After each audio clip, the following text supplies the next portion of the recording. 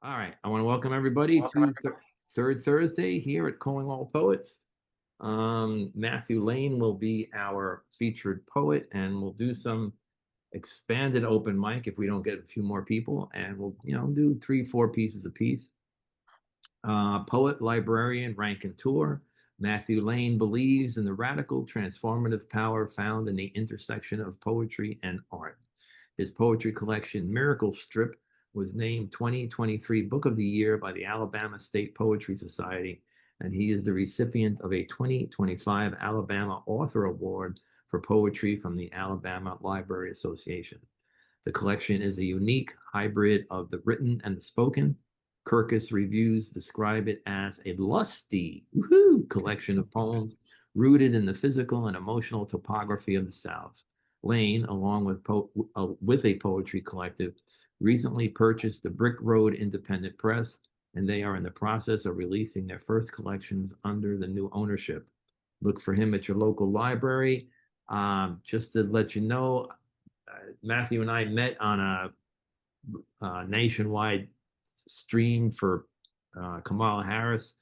I was really attracted to his work, and he was kind enough to join us tonight. So, everybody, Matthew Layne. Thanks so much, Mike. Really appreciate it, and so glad to be here. It's been an interesting year since Mike and I first encountered one another. Seems like a whole lot has gone down. This first piece is from my collection, Miracle Strip, and one of the things that I did that's a bit unusual. I was involved with a poetry collective called the Kevorkian Skull Poets back in the 90s, and we made poetry happenings around Birmingham, Alabama, where I still reside. And so I really came up in the spoken word time. We ended up creating the first poetry slams here in Birmingham, and um, so I knew when I put this collection together that I wanted to have some sort of oral element to it. And so the back of the book has a little teeny tiny QR code that you can scan, and then on each page of the book there's a QR code embedded. So the back of the book takes you out and plays the entire collection of poetry, and then each page will play just that individual piece. Um, which I wasn't really necessarily thinking about the accessibility factors, but I've talked with people who have issues with hearing, and they've actually used it to listen and read along, and it's just kind of a neat thing. And I worked with one of the other Kevorkian skull poets. He's a musician, and and also with my kid Casey, who's here in the room with us, is a composer, and so there's a piece of Casey's in here, and then also my friend Ned Mudd, and then there's some other kind of sound collage, I'll say, going on in there, and then some just solo voice. Anyway, so the first piece in this collection is called Kindling, and it's an invitation poem. Tell me your story, and I will tell you mine. A rag of colts splinter across the Arizona desert. White dust rises behind them like smoke, like dreams half remembered. A living prayer. The gray tortoise watches from beside the black road. Her back is the weight of the world. There is no chance of rain. You have heard that horse hooves sound like thunder. This is not true. They are the sound of goodbye. They are the sound of a station wagon door shutting and shutting again. They are the sound of our Father's voice calling out that last list of things for us to forget. Then there is no voice, no hooves, no rooms, only the vast open plain of your heart beneath the purpling bruise of sky.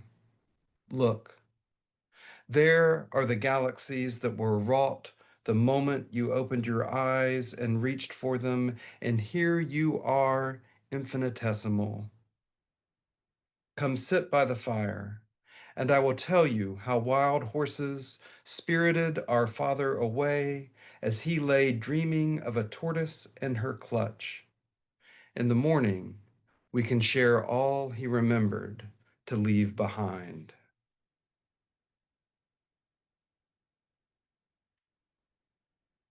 Let's see. This one's called Praise to All Audacious.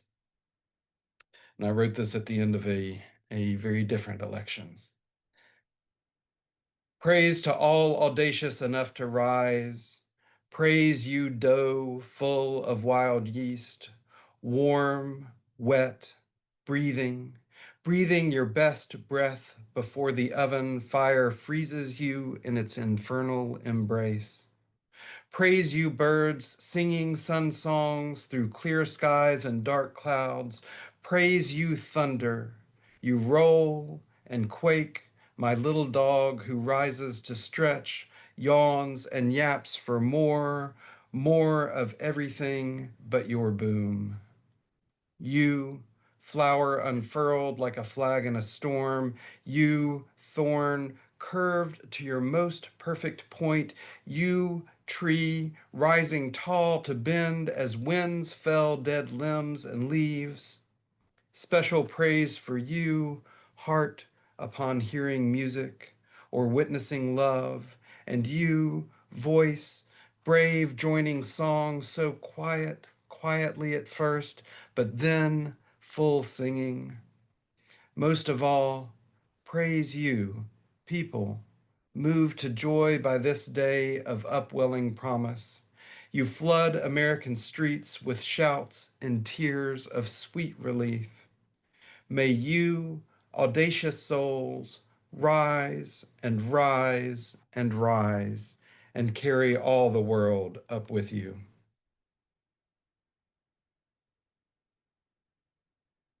Let's see. We were talking about some Buddhism earlier. This is called And Then Home Again. And if you didn't catch it, I do live in Alabama. I'm in Birmingham, which is a bit of a blue dot in a very, very, very, very red state. And then home again. The cows forgive us our trespasses with their dark Buddha eyes as we track through the warm wet of pasture grass. There is no word to distill the perfume that is bird, that is bovine, that is earth and green, that is flowering rot, that is manure. I will name its shimmer Holy Ghost. I will sing its praise as fat bees I once feared bump from clover to ragweed to goldenrod and then home again. The fox who played the role of Lucifer in last night's opera is this morning's archangel. Fur shining like a Sunday morning portrait of Jesus as bullfrogs thrum sacred harp hymns. And yes, it is spring, and the cows are brown and white with a smattering of crow shades, all gathered in a lowing circle of prayer. And I say intercessor, and you say lamb. And the strawberries you picked are warm and ripe and not too sweet. Let's see. So my brother Jeffrey is here, and this is there's a famous book of ghost stories here in Alabama by Catherine Tucker Wyndham called 13 Alabama Ghosts and Jeffrey, and it's spelled with a J, but my brother is a Geoff, Jeffrey. So this is 13 Alabama Ghost and Jeffrey, and this is a remembrance from when we lived in a little farmhouse in Wicksburg, Alabama, which I always say is right next to Newton and Pinkard, which nobody knows because they're teeny tiny, like not even a stoplight type of towns. 13 Alabama Ghost and Jeffrey. I slogged through decades of decay and Alabama soil soft as a fresh grave to reach the country house where I once fought my brother Jeffrey for a King Vitamin magic set worth 35 cents and 4 box tops. He refused to share the magic with me, and in frustration, I threw a pencil, which hit him point first in the eye. Ghosts rustle curtains, peer through the kudzu-covered windows, and forgive me for breaking this wall. But these ghosts are no poetic device. The house was and still is haunted. Some nights ghosts bumped about like curious raccoons. They opened drawers, shuffled down hallways, never frightening, just silent specters. But this is not a poem about ghosts. Like any good storyteller, the house settles with a groan as the sins of my past loop through my mind like a reel of a Super 8 home movie. I feel badly for the pencil mark which still exclaims my guilt in Jeffrey's eye. I remember leaping from behind a corner in this creaking house to frighten my mom, and how she burst into tears. In 7th grade, I plagiarized a poem about a flying horse from Cricket magazine, and my Frost and Hopkins essay for Dr. Mersman's class is 30 years overdue. Damn me for being a playground bully and for killing a hamster by neglect. I have failed, stolen, lied, cheated, fought unfairly, and drunk away so much of my life. To those I hurt, harmed, neglected, and or misused, please know I am sorry, but this is not a poem about ghosts. Let's see.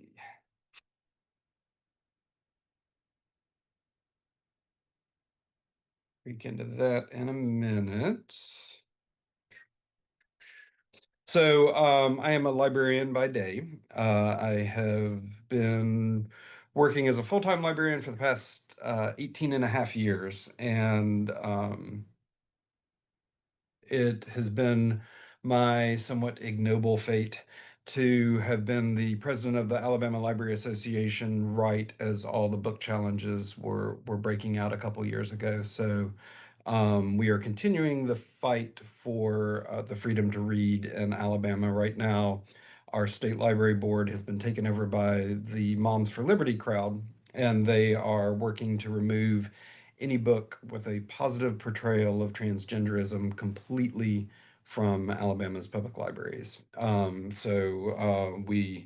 We continue this fight, but this is a remembrance of my very first library. It was the Houston Love Memorial Library in Dothan, Alabama, and it was located at 212 West Birdshaw Street.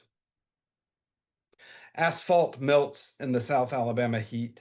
The old farmhouse without AC. Mama trundles us into her wood-paneled wagon, a Buick, as I breathe, and drives 20 miles to 212 West Birdshaw Street. Tooth-white columns bookend the door. The inside fluoresces cool as linoleum floor upon your cheek. The air is ink and paper and old bindings, a whirring ka-chunk, ka-chunk of a date due stamper, the library's steadying heartbeat. A mirror masks the mysteries of backroom librarians. My brother says they watch from the other side, but all I see is the mirror of myself staring back. So I search and find my place to hide in stack upon stack of books. One day we crisscross applesauce impatiently on the floor. A librarian deftly threads her elephant gray projector. The film flickers a face and a flour sack scarecrow mask that fills the screen. Though I'll often dream that scarecrow, I seldom wake to scream. Saint Jerome, for the bookkeepers I pray. Bind them tight between two boards so their leaves won't blow away, and when they turn to dust, as all the righteous must, bypass heaven's halls to preserve, return, and carry their soaring, shushing souls to the ever after library. Did y'all ever see the Disney movie The Scarecrow of Romney Marsh? That's what it's referring to in there, and that guy is so freaking scary. If you look up the Google images, it's still frightening. Disney released it on I think on Blu-ray a few years ago, and it's a gorgeous film. So this is called Alabama 50. It's a reference to a kind of backcountry highway. Um, and I was on my way to a writer's retreat and had this encounter. The winding back road is swathed in pine tree smoke. I stop near a couple in camo who swear it's under control as the flames spread wide and high. Not wanting to argue a point, I turn back to my car and the road when the man says, "You know, it's all a big hoax." And his wife laughs at the joke and he hums Dixie as she Christ proclaims, and I take my leave as the white pine forest bursts to flame. God, it just seems like so much has caught flame since then. It's just wild. Red mushrooms on a forest floor. Late summer. The katydids sing louder than the seethe of the television, and I'm grateful for their song. I walk out through the shuffle of dry leaves and over the streams that slowed to a trickle this summer, past where the houses end. Mushrooms glow upon the dusty forest floor, fiery as the orange velvet ants that thrive in southern fields. One of those ants, fuzzy soft and bright as magic, stung me when I was 4, right through the waxy thick green magnolia leaf I held it with. My hand blistered hot, and my mother applied meat tenderizer to coax the sting out. Cow killers, she called them. Tonight, I have no comfort for you, my child, but these words. May you blaze with the audacity of a red mushroom in twilight. May the feeling of walking barefoot in a broken bottle world become vague memory, and when the world squeezes you, as surely it will, do not despair, but burn, fiery and fierce, lest it forget your sting. Huzzah to that one. That's a pretty good one. Let's see. I think I'm gonna do one. So this is one I've been working on lately. Tonight, no news but poetry.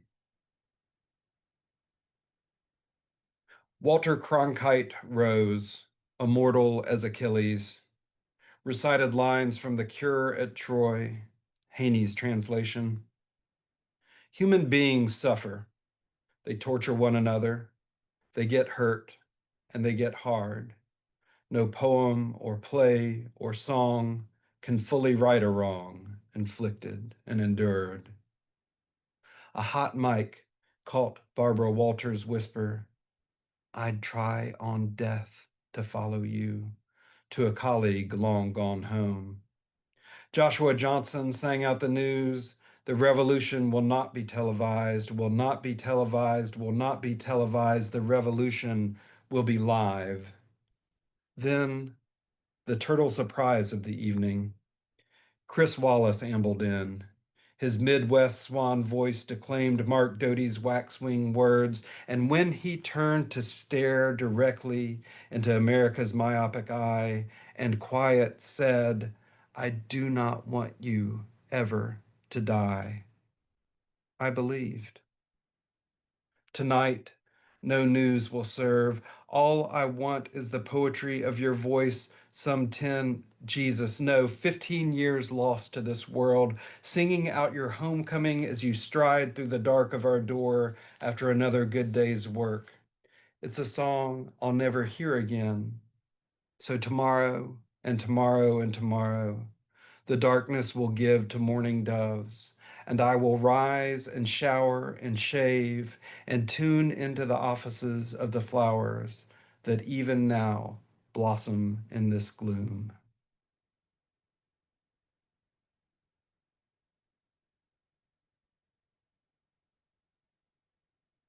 And now these three remain for the ivory-billed woodpecker.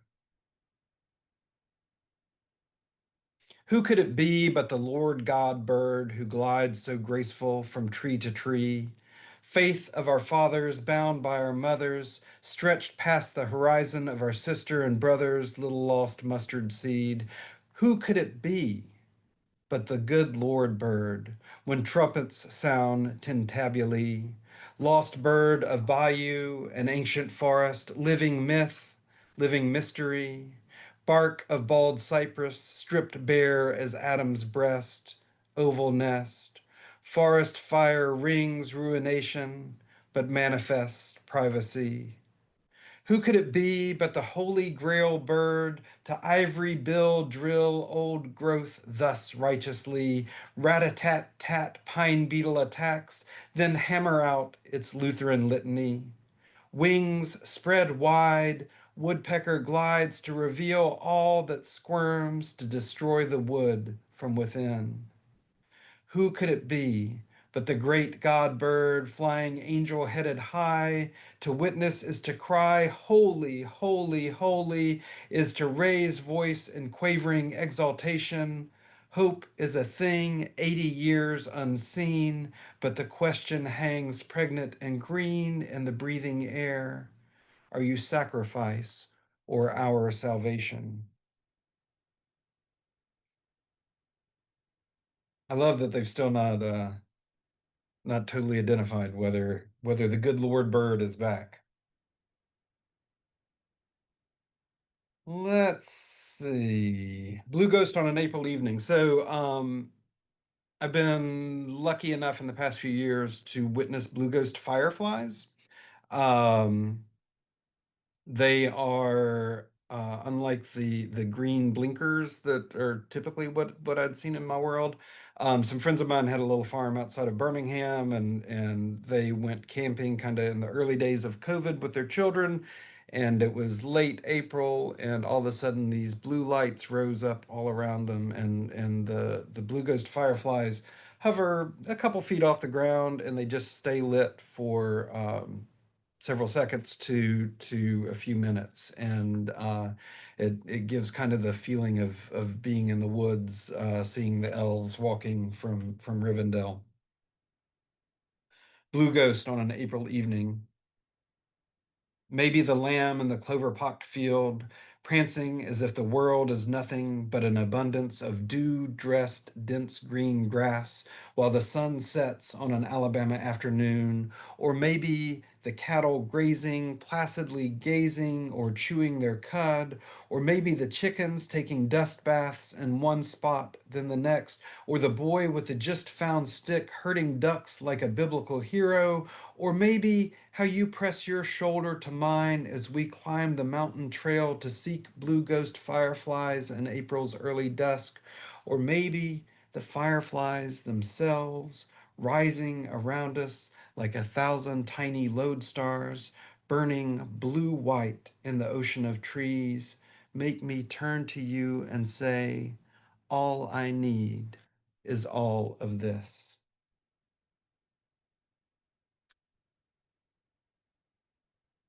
Let's see, I'll do a couple more and then we can jump into some open-micedness.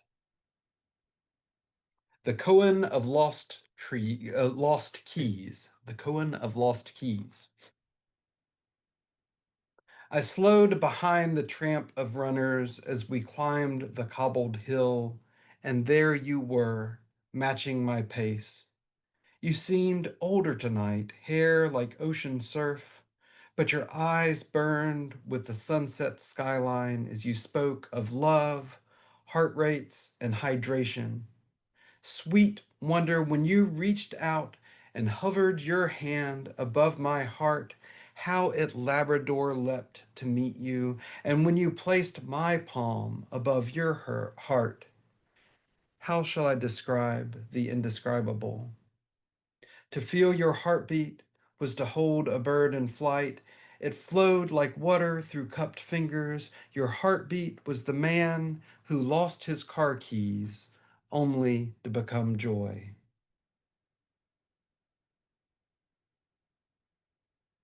Let's see. Southern Fried Hymn.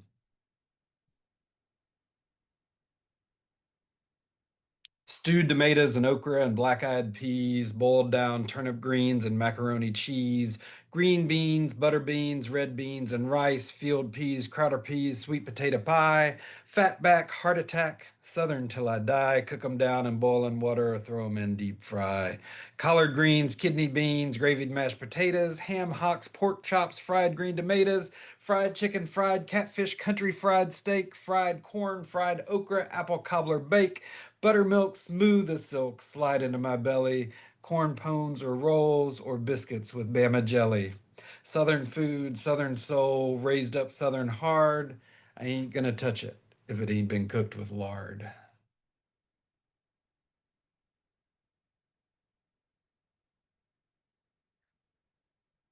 Oh my God.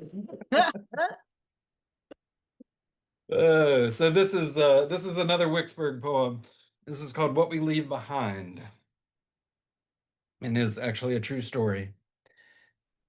100, so when I turned 50, I started looking at the moon landing, and I was trying to figure out like how long it was from I was born shortly after the moon landing, 108 days. And so I started messing around with 108, and was looking at all the different things that made up 108, and had this idea of writing 108 poems. Did not get to that, but did find out that baseballs have 108 stitches on them. So there's a lot of weird little 108s there. What we leave behind. 108 red stitches lined the baseball my brother flung at the wooden beehive. The whack, the whirling buzz, the bees swarmed forth. I stood in the field not far away, 4 years old and oblivious. The heat rose from the soil, a breeze broke. It felt so good, I closed my eyes. My brothers flew away, so the bees found me.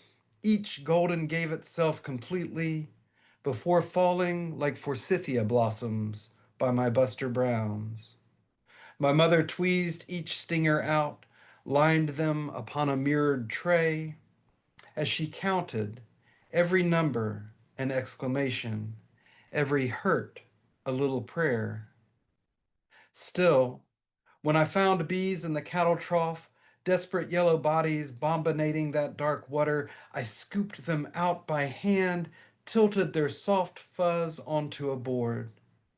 The rare bee clung to bury the lancet of its stinger in the plump of my palm. Imagine if our kisses were finite.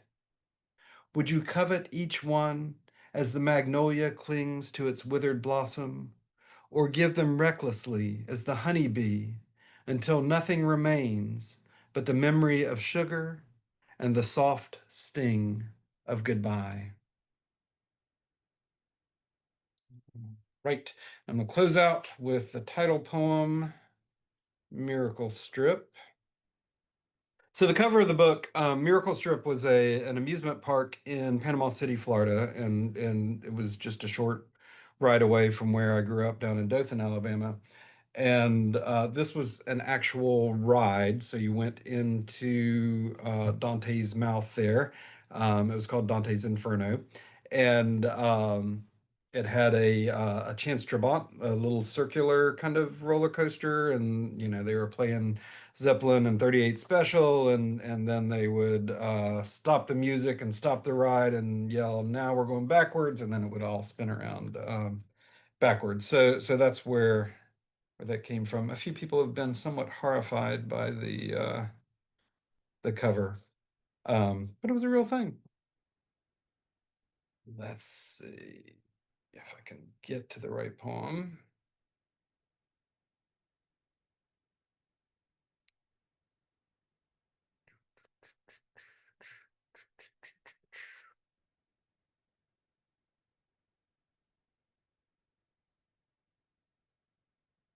Always deeper in here than I expect. Miracle Strip. 3 teenagers stand. So in Panama City Beach, it's very popular to cruise the Strip. So they do call the main road there the Strip, and so that's what's going on here.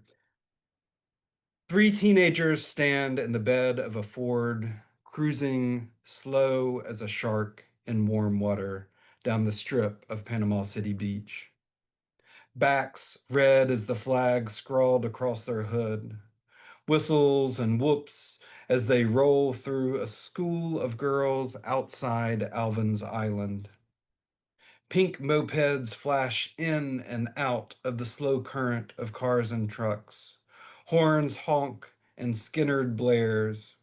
The air is heavy with humidity and salt and curious desire. The moon floats in the violaceous sky, a pale yellow dot against the blaze of the Vomitron's lights. Out past the Sandpiper Resort, arm in arm, a couple skirts water's edge. Noctiluca blooms green starlight and sand pressed by their bare feet.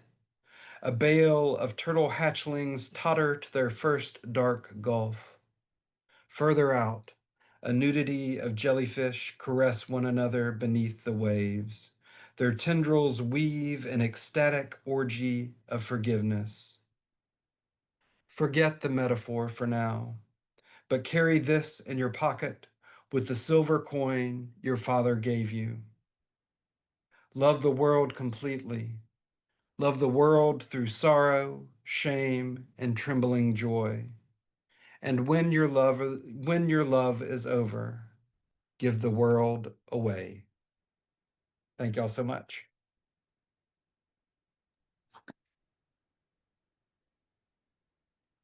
Everybody can unmute, say a few kind words. Matthew, that was beautiful. Thank you, man. Thank you. Thank you. Thank you. That was like a caress. Oh. Ooh. Yeah. I love the that collective noun, a nudity of jellyfish. I was very proud of myself for that one. You've got some very innovative turns of phrase. Bravo. Yeah. What a treat. Real wonderful experience getting to hear your work. Thank you. Thank you. Thank you. Yeah, I put in the chat so many lines of each, or not each one, but I tried to, of what grabbed my attention. I hope you can see those, but Yeah. the there was such a music element to the poems, and maybe it was your voice, but because I think when we read out loud, it does add a dimension to our work. Yeah, And for sure. yeah, beautiful lines, beautiful poetry. I'd love to get the work. Well, so Casey and Barry and myself, along with 2 other poets who I don't think are in here, Miriam Okay. and Haley, all went in together and ended up buying the press that that put Nice. this book out. So we have our first book coming out. Christopher Shipman, who's a fantastic poet from North Carolina, called Mortar, and we're hoping to get that out in the next month or so. And then we run a contest each year, so that'll run from November 1st through February 1st, and we'll be reading for that. And the winner gets, I think, 25 copies of their book and $1,000. So Nice. Very nice. not too shabby. Not too shabby. Yeah. So Not do you too- have to be Southern to get in on that press No. thing? In fact, I've got I three just got kids. an email from, so the press itself is, I think, about 15 years old. I'm sorry, I'll massacre. Is Schenectady? How do you say it? Yes, Schenectady, that's right, yeah. Schenectady, you did Yeah. it. Wow. Woo! But it's a poet from there, is with the press as well. So, and the previous, I grew up there. did you really? The Yeah. previous owner, I want to say her name is maybe Karen Craven, something like No, that. Or Jackie Craven. Jackie Craven. Jackie Craven, yeah. Yeah. Mhm. Oh, I've Yeah, we heard know that. her. You should know her, Um, don't you know her, Joan? I've heard that name. Yeah. Oh yeah, Jackie. Yeah, Jackie was running a reading there for several years up in Schenectady. oh, fantastic. Yeah. So she was going to a conference and was ordering some books from us today. So I've not had the pleasure of reading hers yet, but I need to go back through and read all our past authors. But it is Is an she is all she still up? poetry press. Is she still up here? Because the conference that's coming up is the Writers Institute. I think that's what she was She saying. is. When I'm going to. She's Great in place. she's in between Schenectady and Florida In a somewhere. rock in a hard place. Yeah.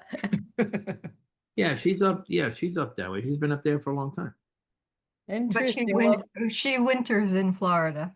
Oh yeah. Okay. don't we all, those of us who live up here, wish? I mean, I did a couple of times, but yeah, I grew up in Niskayuna, Nice. which is just outside the great city of Schenectady, and right down the street from me is the Knowles Laboratories, which you can blame for some of the atom splitting stuff that got created. And now I'm across the street from nanotech, which is splitting more atoms, I think. Well, See you later, Casey. everybody's splitting atoms. It's okay. Matthew, thank you very much. Better than splitting hairs. Absolutely. Matthew, thanks a lot, man. Absolutely. So glad to do it. Thanks so much for inviting me along. You're welcome. Let's go up with the open mic. Let's do 4 pieces apiece. Greg had to bug out because he was feeling kind of COVID-y. So Oh. he bugged out. So let's do, Sorry. yeah, it happens. You know, it's making it's rearing its ugly head again. Really? Oh, God. Oh yeah. Sorry. So Deborah, we got a newbie here at CAPS. Debra Nordyke, come on up. All right, all right. Well, my first piece is called Facade. I've seen signs in women I've known before, subtlety and nuance, phrases of nervous speech, explaining, covering up her pain within. I sense what is hidden deep beneath her skin. Every step woven in fear, footprints in scattered eggshells of silence.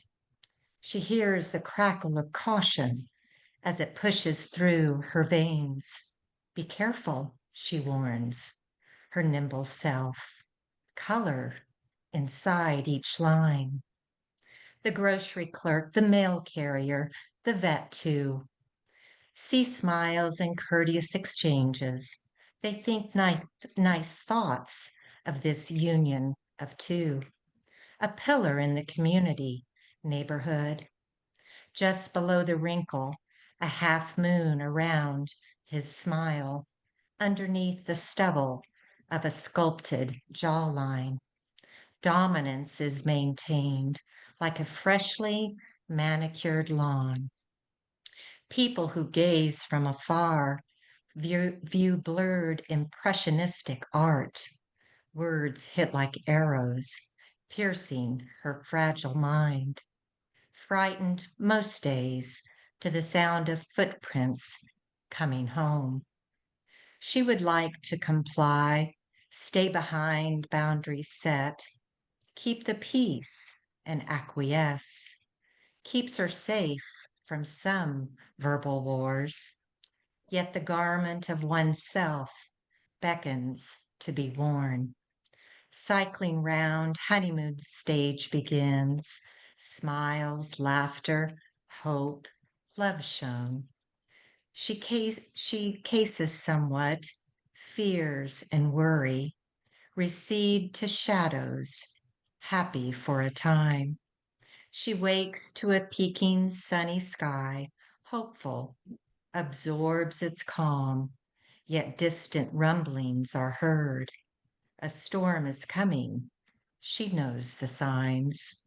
Sadness settles in, disappointment loads.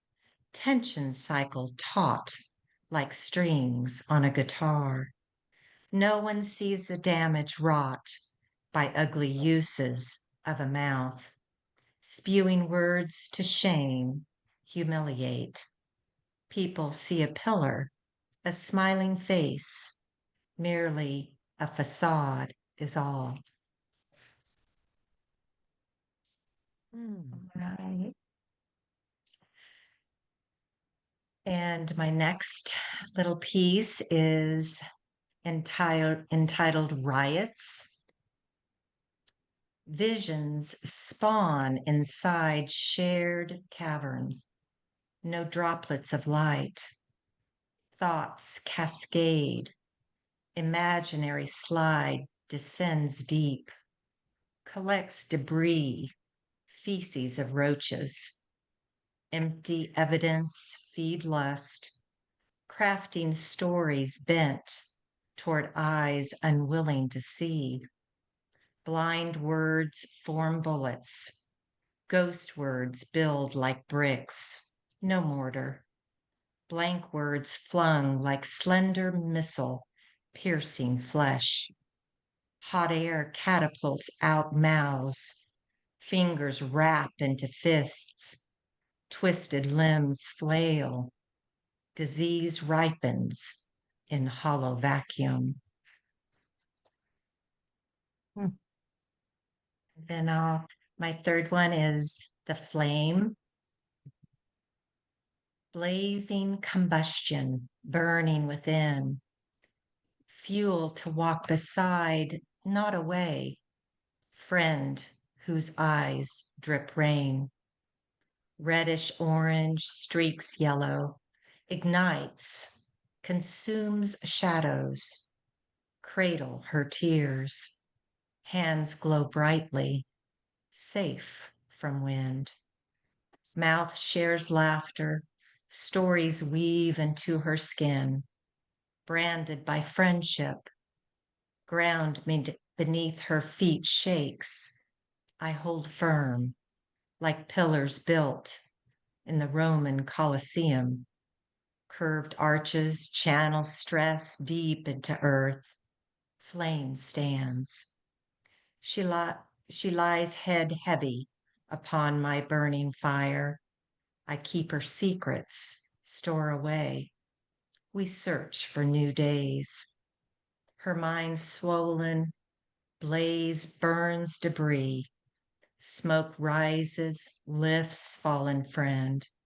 Arms intertwined, loss carried, whispers candlelight. Thank you. My last one, it's called Ceasefire. Tongue welts across my back like a slave's whip marks. Lands out of reach to soothe. My own tongue unable to seize the sting with teeth.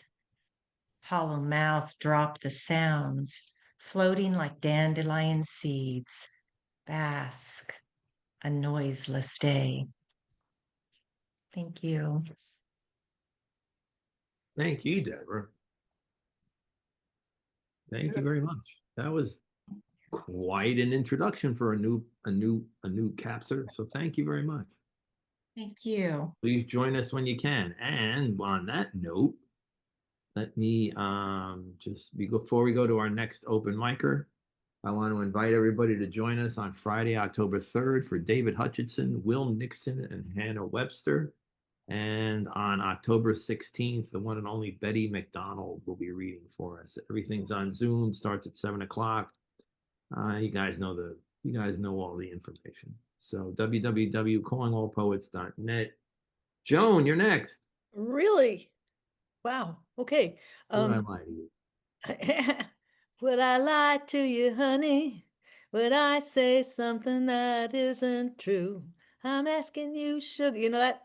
Annie Lex. Would I lie to you? All right. Way out of tune. That's par for the course today. Shall I depart from all this amazingly lyrical stuff and read something from the streets of Troy, which is the Fourth Street, Memory's Wooden Staircase, the Bodhisattva's Nutritional Guide to the Universe. let's see. It's hard for me to drop you guys into the middle of this, but I'm going to read this little piece because we were talking about the heritage, the family going way back to the Jewish stuff, and rather than read a poem about Jewishness, I'm going to read a poem about a Jewish family member or two or five. Let's see. So.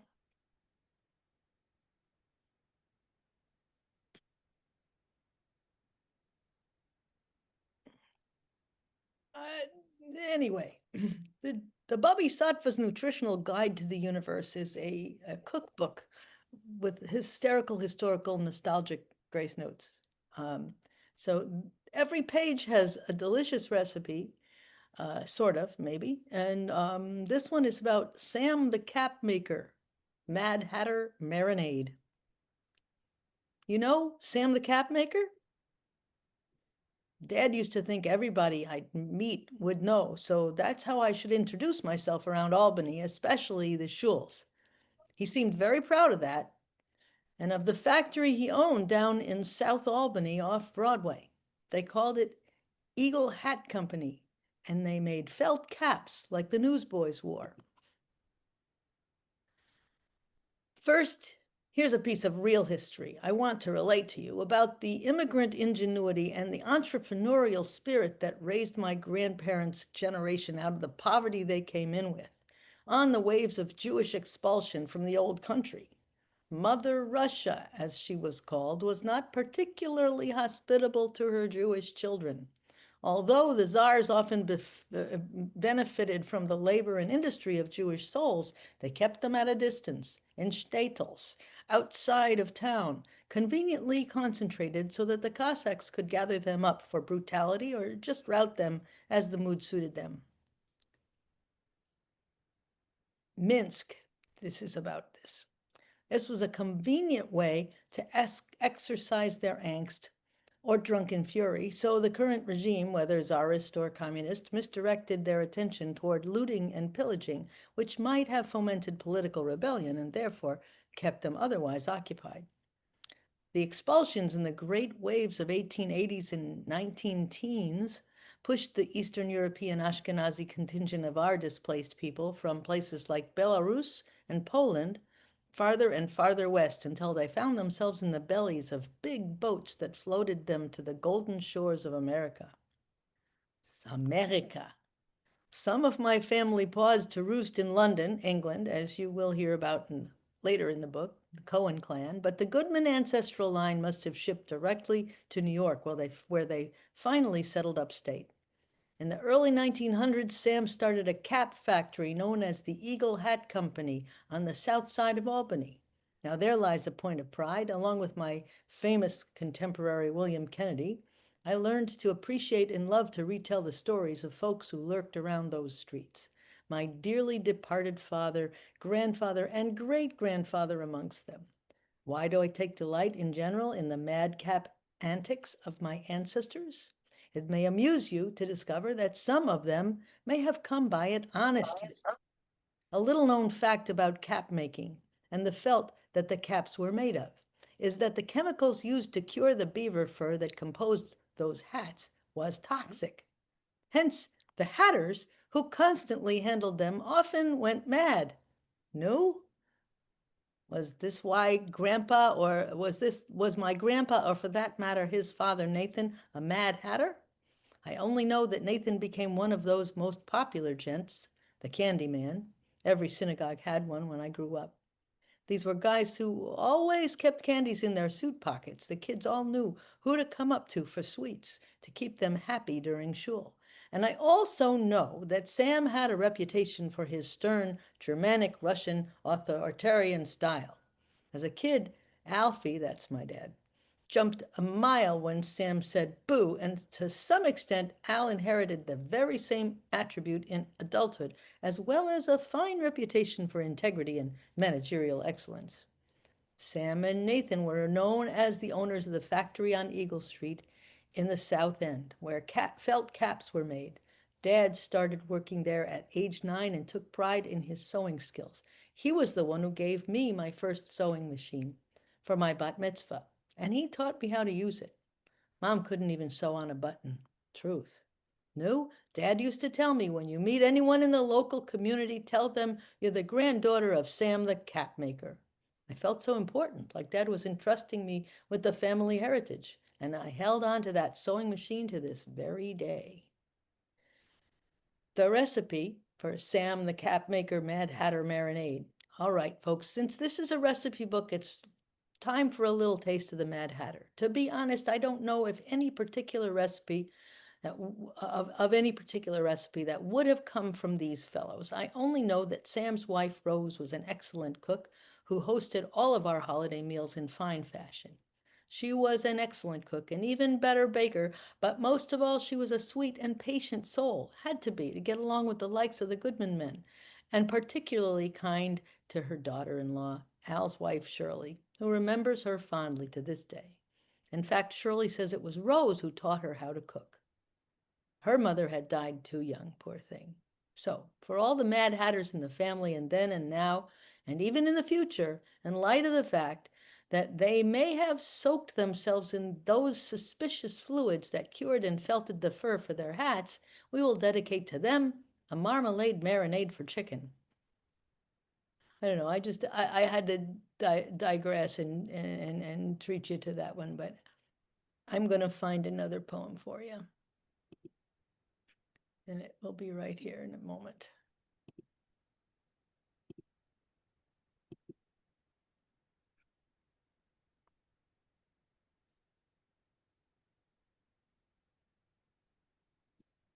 You can tell that's an unfinished piece of the book, but anyways, let's see.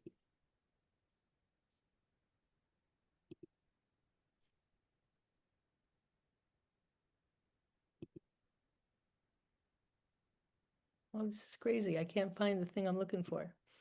Oh, man, I'm sorry. It'll take just another moment because I finally figured it out here. Luckily, we don't have a huge list. Yeah, I'm sorry.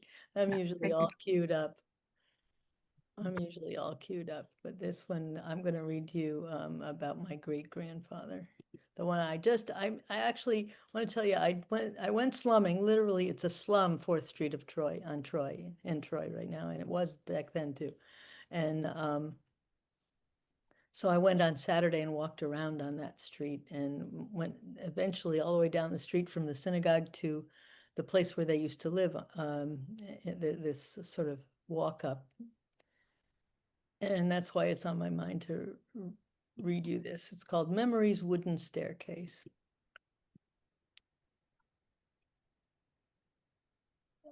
Zadie and Bubby. Inside the old 4th Street brownstone beside the historic theater, creaking up the wooden staircase, worn in the middle by 100 years of heavy feet, palms slide up the banister, polishing the acrid varnish, nostrils peaked, prepared to be fascinated by odd sights, sounds, smells in the cozy 3rd floor walk-up. Knock and wait, tired from the climb, eager for the exotic escape from our bland suburban split. Zadie sits in the old wing chair with the Yiddish Vorwärts on his lap, a drooping lid where his eye should be, an accident metal bending at his junk shop. That glass eye sits now in a water glass on the reading table beside him. We learned not to let the fear stop us from the bristle-cheeked hug, the sour salt smell of his kiss, the soft croak of his greeting over our heads, brief, to the limits of his command of English. Mom's dutiful visit continues. We move to the back of the house, the kitchen where Bubby engulfs us in a flower-aproned hug and sits us before steaming bowls of chicken soup. A meaty salt onion cloud surrounds us, mingled with cook stove gas. Again, our nostrils peaked, our curiosity as well. What could our mother have to talk about for so long with these old folks? Zadie clings to his paper by the old lamp table. A bow of windows overlooks the street as it has since there were no cars, only buggies and plodding horse carts and vendors with pickles and paraphernalia. We can't yet know or imagine, but learn of later from old movies, the times our great-grandparents lived in. We only know the smell of old folk, the scratchy, pinching hugs, the smell of love, and warmth we will miss so many years later. Mom is 98 now, 2 years older than Zadie when he died. She combs the future for the century mark, toward which she dances with a mix of delight and trepidation. Alone, each of us, except comforted by the people on memory's staircase. We cling to the banister of time and climb toward the past that moves us forward, lifted on that sensory cloud that comforts our ascent. Bubby, my mother's grandmother, stood in the parlor, watched while Zadie greeted us, listened for the signs, knew when we were hungry, took us back to the kitchen, spooned out the love with the soup. After Morris died, Bubby lived in a nursing home. Mom brought us kids often on a Sunday, her room brown, dark, and dull. Bubby standing by her chair. The stroke hadn't claimed her mobility, but cruelly it impaired her speech.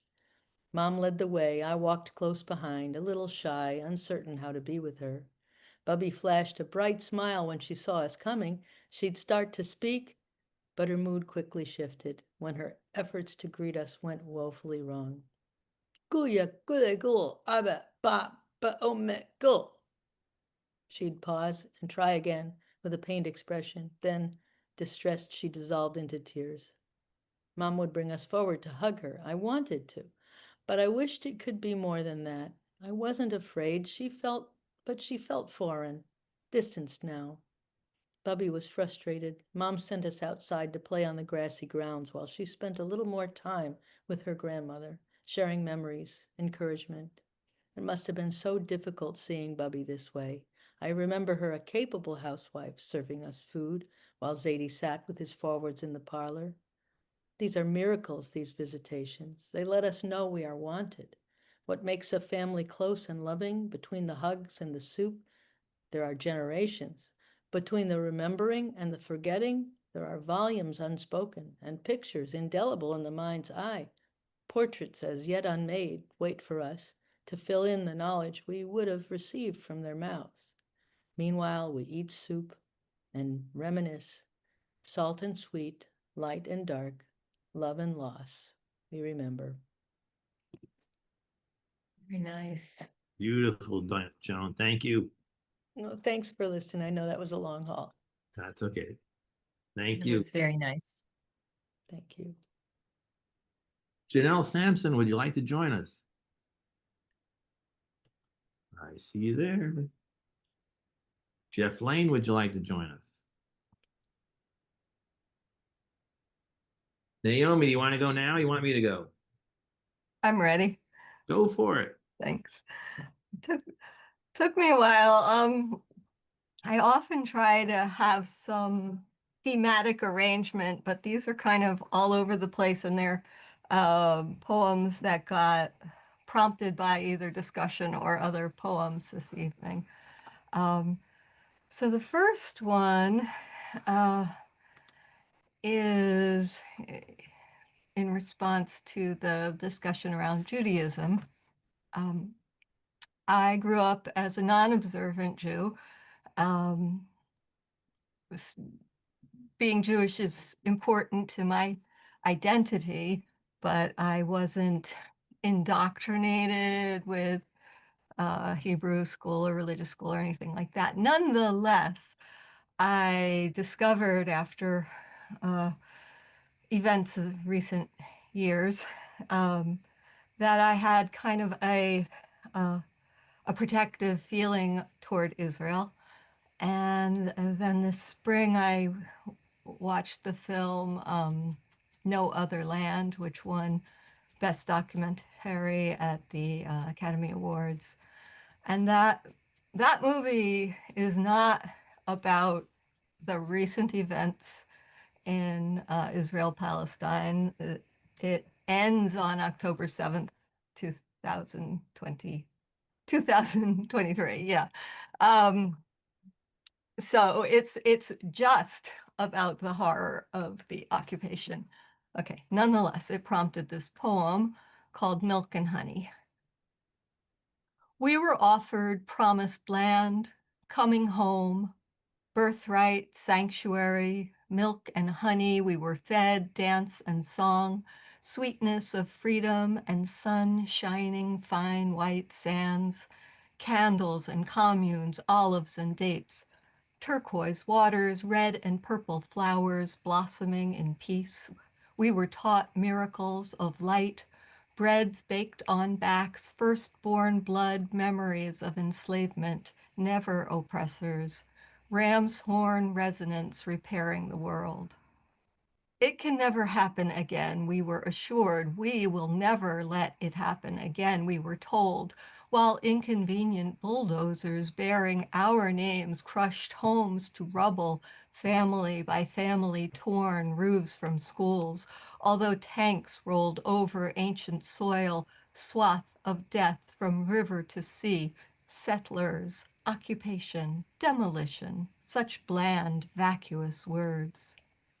The desert bloomed, we were promised, not watered with blood shed by ancestral family, barbed wired apart by our people, now pharaohs, wounding lambs, building cages, spawning plagues, maiming babes, starving children like rats in the name of safety, our people in green shirts, not brown, swastikas morphed now into stars, my people, eyes and cheeks and curls, my own, my family, perpetrators of daily evil, doing in my name, again and again and again, what we claimed we despised, we declared never again such annihilation we believed meant anyone, everyone, forever, as we swallowed poison, milk, and honeyed lies.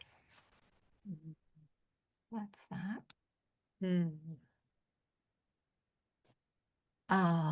This one,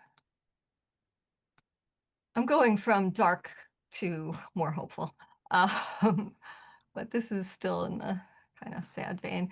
And it was Matthew will know why well, some of it was prompted by an image. I think it was your last poem. This is called Futility.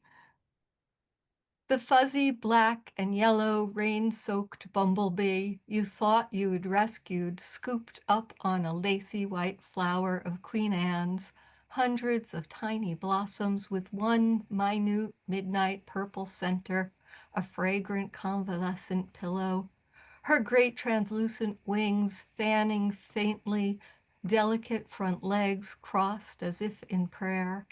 And though you blew soft a breeze upon her drooped head, eyes closed, ended up dying anyway, like the struggling, beautiful blue-green world you love and so desperately yearn to save.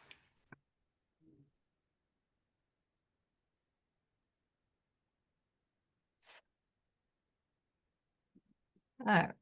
And then this is one that I'll just give another little backstory to this. So I was reminded of this evening when I was walking with my dog in the beautiful fields that have been preserved in the community where I live in Vermont, donated by a woman named Mary Kohler when she moved here in 1991. And it really is a gift to our community. And this is called The Other Dogs. Pete's out with the other dogs, Mary tells me when I reach her at the top of the hill. And I wonder if he's out with Ben and Indy, a few years gone, or long ago dogs who have never roamed these fields and woods. Aloud, I say, haven't seen you alone in a while. I escaped, she announces with a gruff chuckle. And I'm not sure if she's making a joke or in a world where nurses are captors, or perhaps a teen snuck out at sunrise before parents awaken. Our dogs play in the haze. A red sun shimmers into view. Mary unzips her heavy coat. The early July meadow dapples with silver orbs. Yesterday they were bright yellow buttons, she informs me. We ponder these delicate latticed globes of lace, tiny shining moons, each a singular sphere like snowflakes, or fires of our irises, like flaming flares of an eclipsed sun. But what she wants me to see is that they have blossomed twice. A scientist years ago, she marvels still at each structure and each creature. Look, she points upward to a hawk that is a turkey vulture, and we gaze as it soars above. And why should a turkey vulture be any less amazing than a hawk?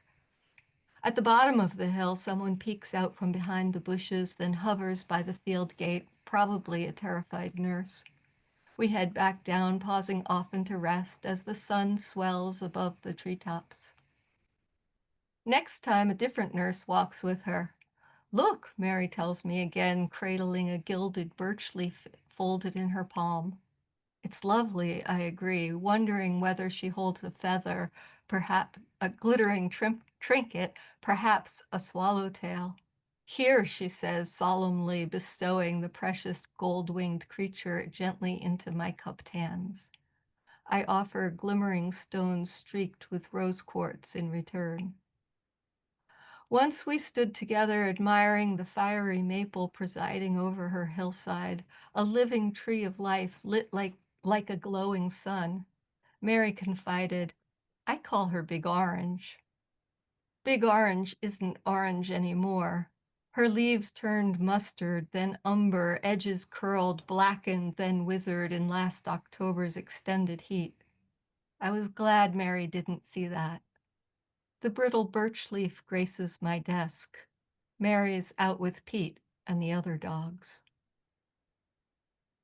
Right.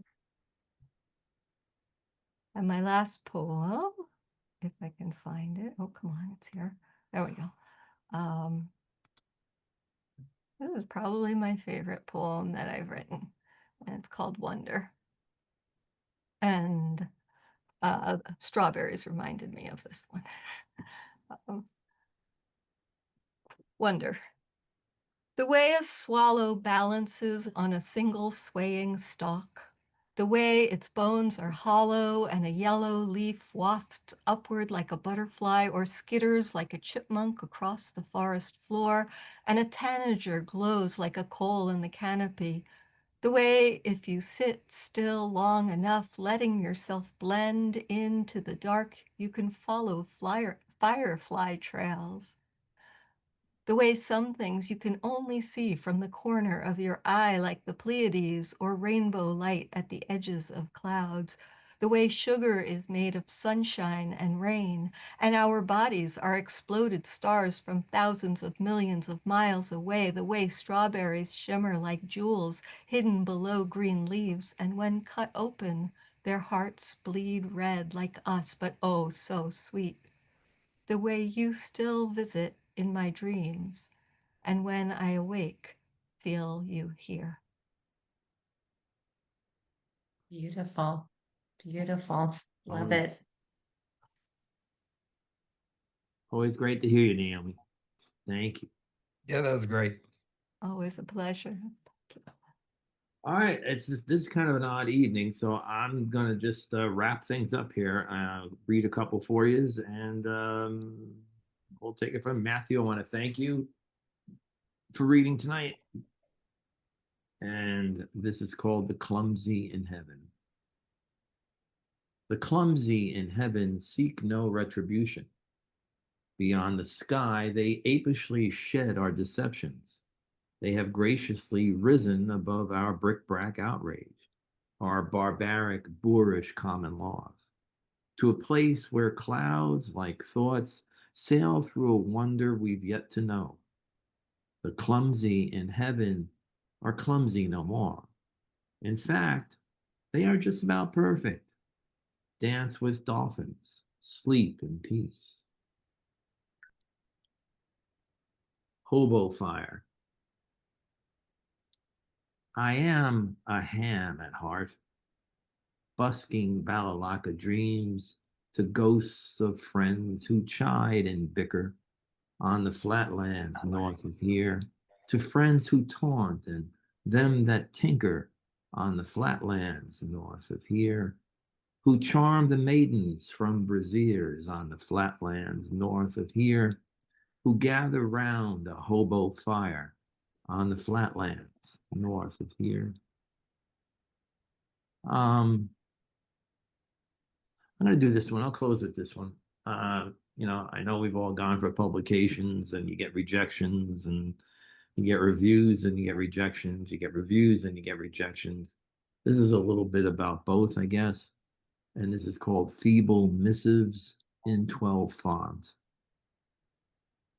The review, no, take two. The review read, these feeble missives missed the mark entirely. Short on light, long on liver-flavored antecedents like tear gas residue on the skin, carves obscenities into Methuselah, runs parallel the hit parade in all contemporary idioms. It went on like that for another 300 or so words, blithely discussing my joylessness, my skittering syntax, my enjambments obscene, the headline read, a wounded screed italicized, a total descent into obliquity bold-faced, as if each erratic dispatch must read worse than its 10 predecessors in 12 fonts. That's Thank you, everyone. lovely. Lovely. I love it. Wow. Thank you, everyone. Fabulous. Thanks, Matthew. Thank you, Deborah, Thank you. Naomi, Joan. Thank you. All our other folks that joined in. Donna, thank you. Thank Uh, you. You're welcome. I will be back on October 3rd. So if you can join us, Yes. please do. If you have a few more words you want to tell Matthew or say, please feel free to say them. Oh, I found it really rich, just bountiful, Matthew. It was a joy listening to you. Thanks so much. Yeah, and I loved hearing you as well.